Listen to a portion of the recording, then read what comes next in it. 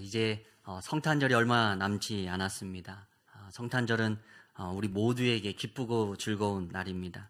물론 이제 과거에 비해서 이제 성탄절 느낌이 좀 덜 나긴 하지만 성탄절은 언제나 가족과 또 연인과 행복한 추억을 만들고 또 선물도 주고받으며 기쁨을 나누는 날입니다. 어제 교회는 주일 준비를 위해서 분주했습니다. 많은 분들이 오셔서 함께 섬겨주셨고 또 성탄절 예배를 위해서 꽃꽂이도 준비하고 또 이제 특별한 때 우리가 이제 성가대를 구성해서 하고 있는데 또 성탄절을 앞두고 또 찬양대가 아름다운 찬양도 준비했습니다. 또 어제가 이제 동지였습니다. 그래서 오늘 이제 공동 식사로 팥죽을 대접하기 위해서 팥도 삶으시고 또 새알심도 만드시면서 식사 준비도 하셨습니다. 이런 모습을 보면서 너무도 기쁘고 감사했습니다. 다들 일상 속에서 한 주간 바쁘게 보내셨을 텐데 교회에 오셔서 기쁨으로 섬기는 모습 보면서 너무도 감사했습니다. 지난주 설립 감사 예배도 또 은혜 가운데 잘 마쳤고 또 오늘 이번 주일도 또 다가오는 성탄절도 많은 성도님들의 기도와 헌신으로 그 모든 것 잘 감당할 수 있을 것 같아서 너무도 기쁘고 감사했습니다. 여러분은 어떻게 성탄절을 준비하고 계십니까? 성탄의 기쁨이 여러분 가운데 특별하게 2024년 12월 25일 이 성탄의 기쁨이 여러분 가운데 더욱 충만하게 임하도록 더 잘 준비하셨으면 좋겠습니다. 그래서 한번 이렇게 인사해 보면 좋겠습니다. 원래는 이제 성탄절에 메리 크리스마스 하는데 이제 미리 메리 크리스마스 한번 하겠습니다. 미리 메리 크리스마스. 네, 옆에 분들과 인사합니다. 미리 메리 크리스마스. 네, 예수님의 성탄의 기쁨을 미리 준비하시는 여러분 되시길 간절히 소망합니다.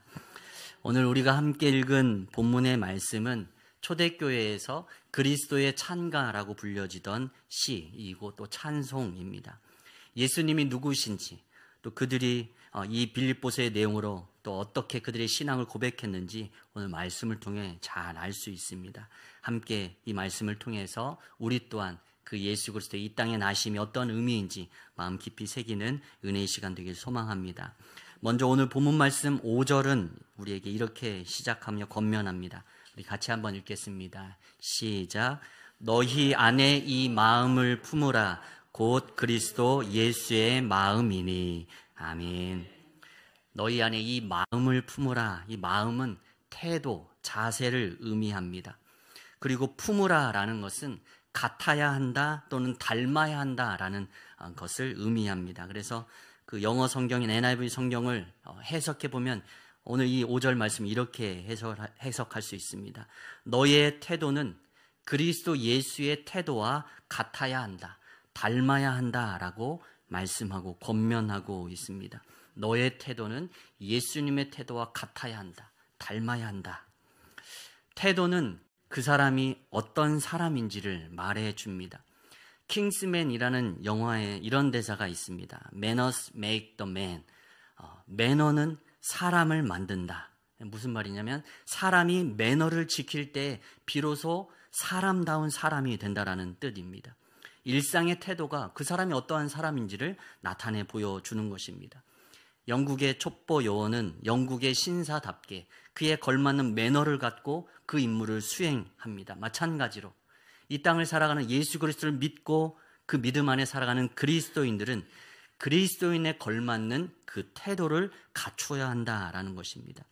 그리스도인들은 예수 그리스도를 닮아가는 존재들입니다. 영어로 크리스찬이라는 단어는 크라이스트라는 예수라는 단어에 IAN 이 세 글자를 붙여서 만든 단어입니다. 예수 그리스도가 계시고 그분을 따라가고 그분을 닮아가는 그리스도인들이 바로 크리스찬인 것입니다. 오늘도 이 말씀을 통해 그분을 닮아가고자 하는 예수 그리스도를 닮아가고자 하는 그 열망이 샘솟는 우리가 이 시간 되길 간절히 소망합니다. 그렇다면 우리가 여기서 닮아야 할 예수님의 태도, 그 자세는 무엇인가? 오늘 말씀을 통해 세 가지로 정리해 볼 수 있는데요.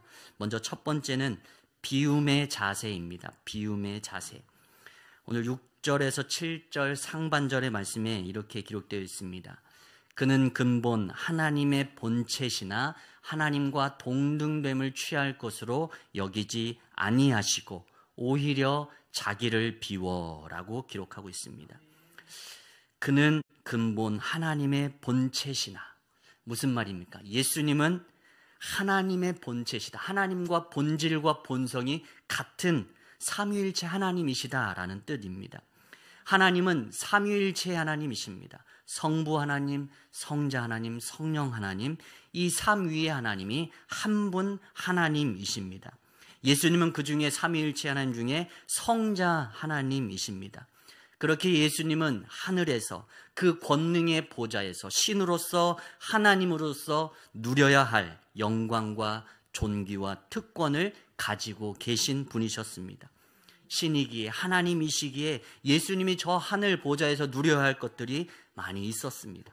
그러나 예수님은 하나님과 동등됨을 취할 것으로 여기지 아니하셨습니다. 예수님은 하나님과 동등한 그 자리에서 누릴 수 있는 그 권리를 과감히 포기하셨다라는 것입니다. 버리시고 그 자신을 비우셨다라는 것입니다. 자신의 편안하고 안락하고 또 영광스러운 그 보좌를 포기하시고 우리가 감히 상상하지도 못할 그 보좌를 내려놓으셨다라는 사실입니다. 과연 우리라면 그렇게 할 수 있었을 것인가? 내가 만약 신이었다면, 내가 만약 하나님이었다면 하나님으로서 누려야 할 그 영광스러운 자리, 그 존귀한 자리, 내가 누릴 수 있는 그 권리를 포기하고 버릴 수 있었을까? 비울 수 있었을까? 아마 쉽지 않았을 것입니다. 내가 누릴 수 있는 권리를 포기하고 나를 비우고 나를 버리는 것, 그것은 자기중심적인 우리 인간에게는 거의 불가능에 가까운 일일 것입니다. 생각해보면 우리는 철저히 나 중심으로 살아갑니다. 무엇을 하든 내가 편해야 하고 내가 좋아야 하고 또 내게 이해되어야 합니다. 내가 받아야 할 것, 내가 누려야 할 것, 이것이 먼저 우리에게 우선이 되는 것이죠. 그리고 내 생각에 옳고 또 내 선택이 최선이라고 생각하며 우리는 살아갑니다. 우리는 이처럼 철저히 자신을 생각하고 자신을 우선해서 자기 의로 똘똘 뭉쳐져 살아가는 존재가 바로 우리들이라는 사실입니다. 우리의 감정 하나만 살펴봐도 우리가 얼마나 나 중심적인지 쉽게 알 수 있습니다. 우리가 언제 기쁩니까? 내 욕구가 충족될 때 기쁩니다. 언제 슬픕니까? 내 욕구가 충족되지 않을 때 슬픕니다. 언제 화가 납니까? 나는 옳은 것 같은데 상대방이 옳지 않게 행동하고 나는 최선을 다한 것 같은데 상대방이 최선을 다하지 않을 때 나는 그 사람을 존중히 여기는데 그 사람은 나를 존중히 여겨주지 않는 것 같아 보일 때 내 입장에서 저 사람은 왜 저러지 이해되지 않고 화가 나는 것이죠. 우리는 이처럼 나 중심으로 이 세상이 돌아갈 때 기쁘고 나 중심으로 이 세상이 돌아가지 않을 때 기분이 나쁩니다. 이처럼 우리는 철저히 나 중심으로 이 세상을 바라보며 살아갑니다.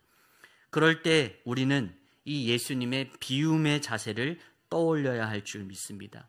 내 자신을 비우는 것입니다. 내가 마땅히 존중받아야 될 그 마땅한 사람이지만 내가 누려야 할 것들을 내려놓고 포기하고 비울 때 예수님처럼 살아갈 수 있고 예수님이 기뻐하시는 그 뜻대로 따라 살아갈 수 있다라는 것이죠.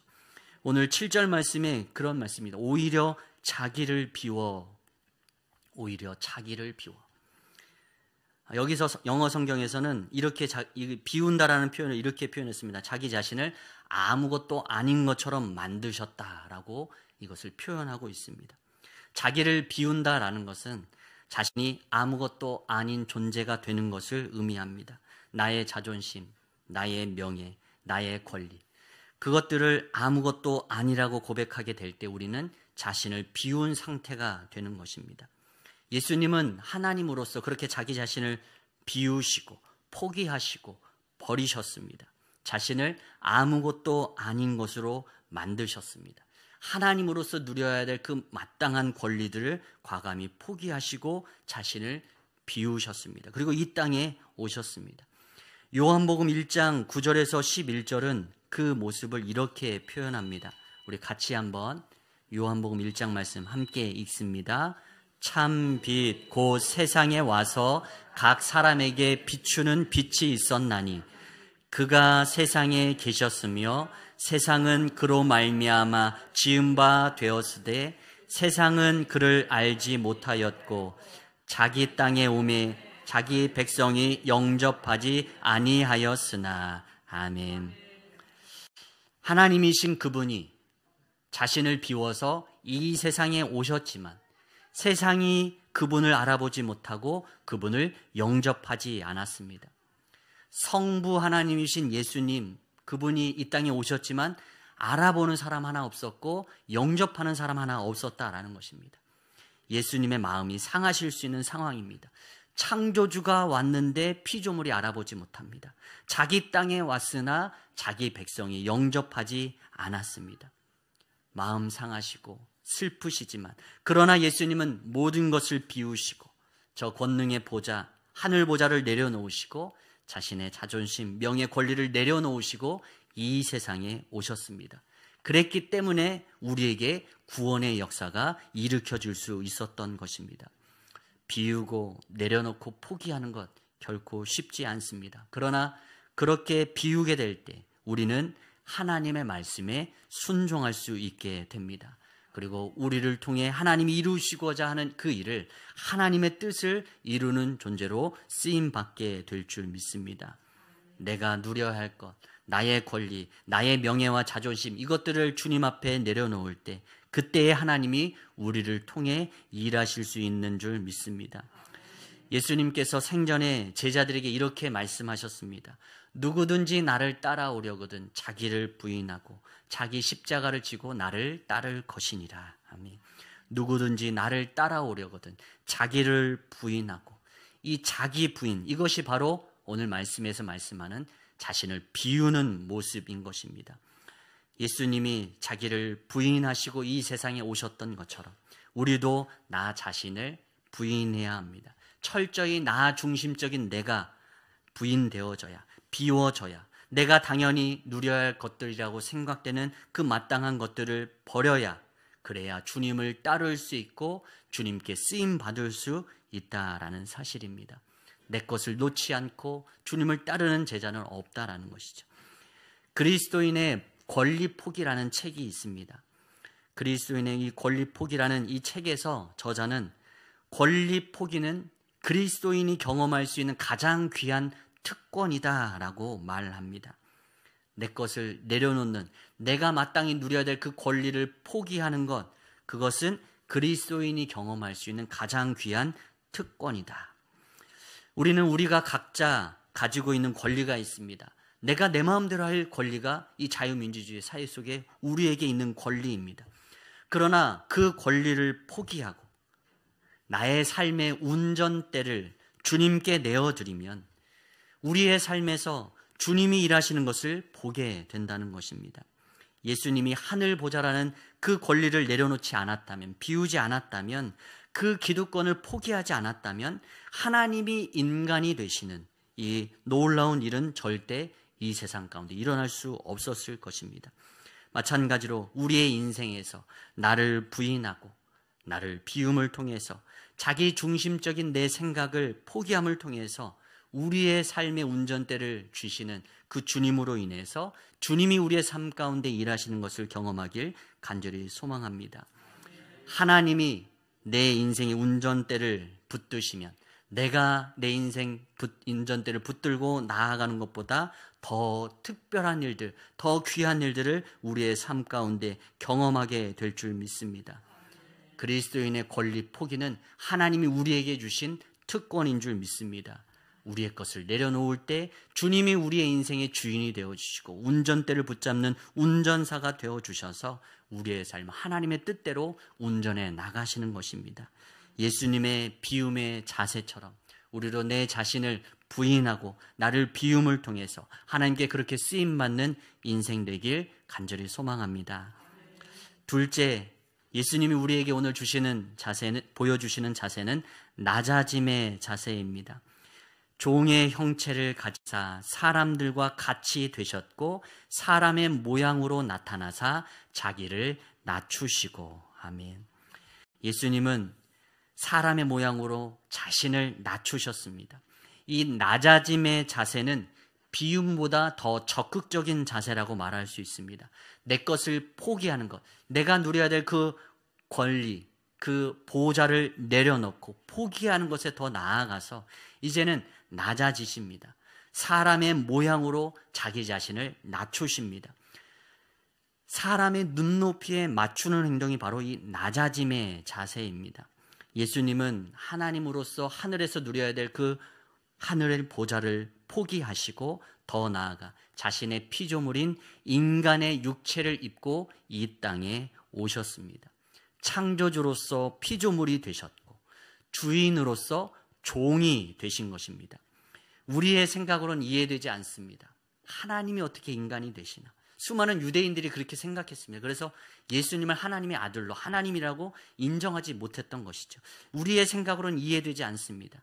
창조주로서 피조물이 되고 주인으로서 종이 되는 것. 이건 불가능한 일이지만 하나님이 그렇게 일하셨습니다. 그런데 어떻게 그런 일이 일어날 수 있었는가? 왜 그렇게 일하실 수 있었는가? 그것은 요한복음 3장 16절에서 말씀하듯 하나님이 우리를 그토록 사랑하셨기 때문이신 줄 믿습니다. 요한복음 3장 16절에 말씀하시죠. 하나님이 세상을 이처럼 사랑하사 독생자를 주셨으니. 하나님께서 이 세상에 예수 그리스도의 이름으로 이 땅에 인간의 몸을 입고 오신 이유는 무엇입니까? 이 세상을 그토록 사랑하셨기 때문입니다. 하나님이 그토록 우리를 사랑하셨기 때문입니다. 하나님이신 성자 하나님이신 예수님께서 하늘 보좌를 버리시고 이 땅에 내려오셔서 더 낮아지셔서 인간의 육체를 입고 이 땅 가운데 오실 만큼 낮아질 수 있었던 것은 그토록 우리를 사랑하셨기 때문입니다. 진정한 사랑은 그토록 상대의 눈높이에 맞추어 자기 자신을 낮추는 것이 진정한 사랑의 모습인 줄 믿습니다. 사랑한다 말하면서 내 것을 고집하고 상대가 내게 맞추어 주길 바라는 것, 그것은 잘못된 태도일 것입니다. 진정으로 사랑한다라는 것은 상대의 입장에 서기 위해 노력하고 또 상대방이 좋아하는 것을 나도 좋아하기 위해 노력하고 또 설령 내가 좋아하는 것일지라도 상대가 좋아하지 않는다면, 싫어한다면 내가 좋아하는 그것을 기꺼이 포기할 수 있는 것, 그것은 무엇 때문에 가능합니까? 상대를 진심으로 사랑할 때 그 모든 것이 가능하다라는 것입니다. 진정한 사람은 상대방의 눈높이에까지 그 자신을 낮추는 것이 진정한 사랑입니다. 예수님이 이 세상에 인간의 몸을 입고 이 땅에 오신 것은 그러한 낮아짐의 역사, 눈높이를 맞추시는 그 낮아짐의 역사, 사랑의 표현이신 줄 믿습니다. 하나님이 종의 형체, 인간의 몸을 입고 이 땅에 오신 것은 인간인 우리의 눈높이에 맞추기 위해서 예수님이 이 땅에 인간의 몸을 입고 오셨다라는 사실입니다. 그 인간의 몸을 입고 오신 그 예수님의 그 놀라운 사랑이 우리 안에 날마다 경험되어지길 간절히 축복합니다.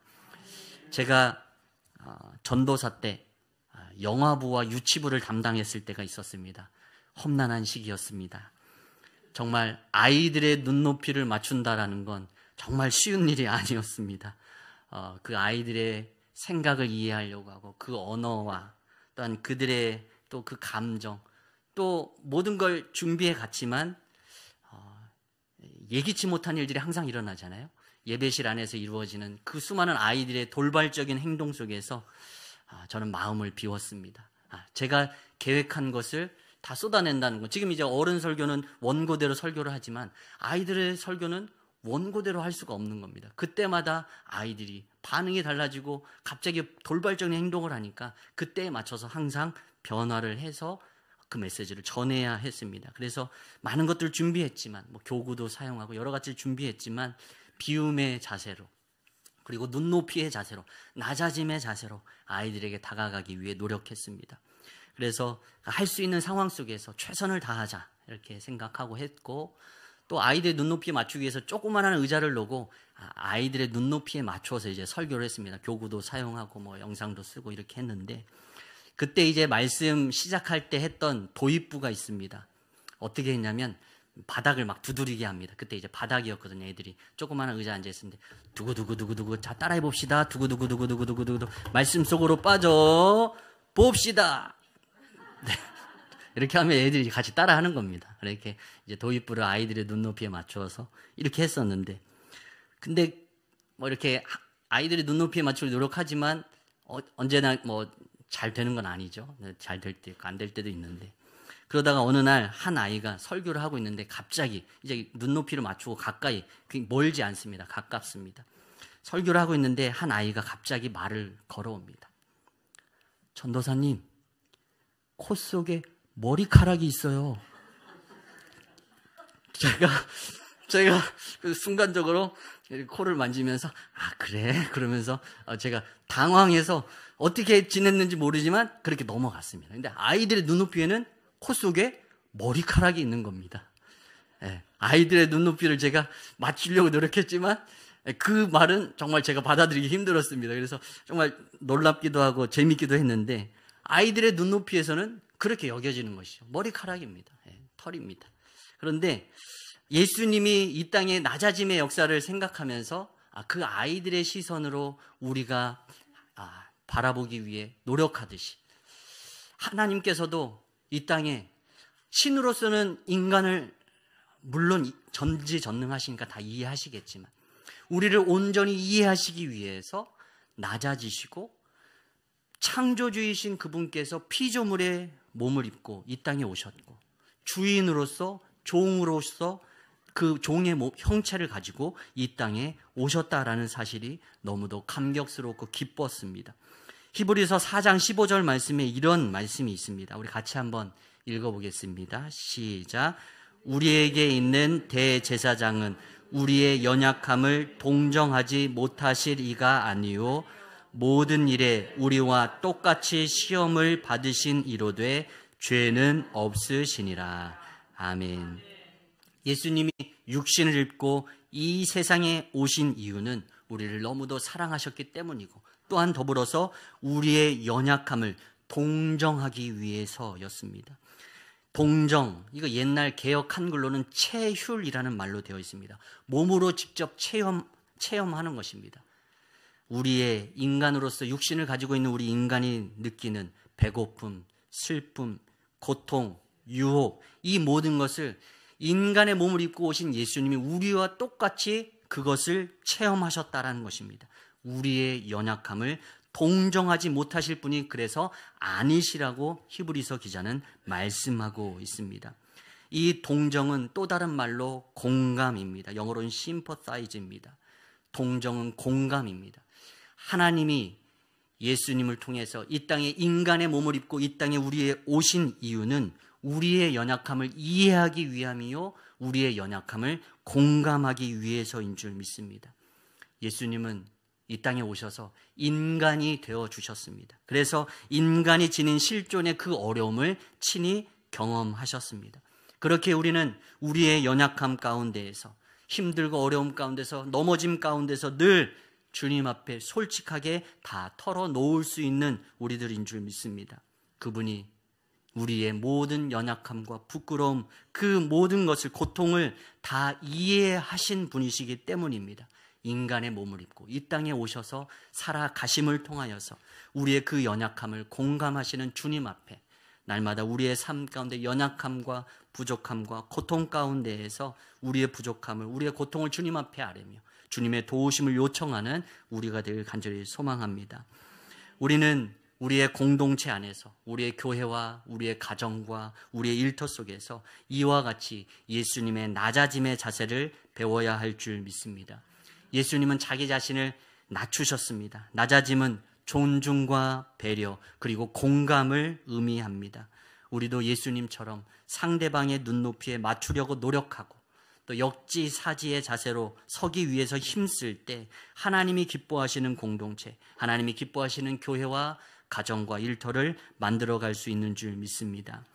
내가 부족하기에 다른 사람의 부족함도 이해하고 눈 감아주고 보듬어 줄 수 있습니다. 나의 부족함을 내가 알기에 다른 사람이 내 부족함을 채워줄 수 있음을 인정하고 합력할 수 있습니다. 이 모든 것은 내가 낮아질 때 보여지는 것들입니다. 내가 부족하다 인정하고 내가 낮아질 때 더불어 함께하는 기쁨을 누리게 되는 줄 믿습니다. 예수님을 통해 그 낮아짐의 자세를 배우는 우리가 되길 간절히 소망합니다. 그리고 세 번째, 예수님이 우리에게 보여주신 자세, 복종의 자세입니다. 오늘 말씀에 죽기까지 복종하셨으니 곧 십자가에 죽으심이라. 아멘.